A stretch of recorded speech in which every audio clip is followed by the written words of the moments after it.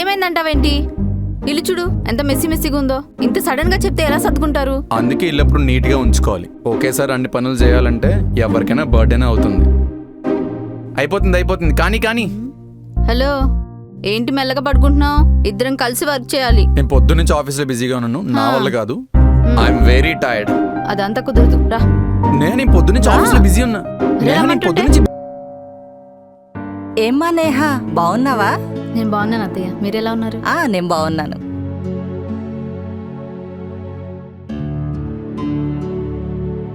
ఇల్లంతా భలే నీట్ గా పెట్టుకున్నావే. అమ్మా, అందులో నా హస్తం కూడా ఉంది.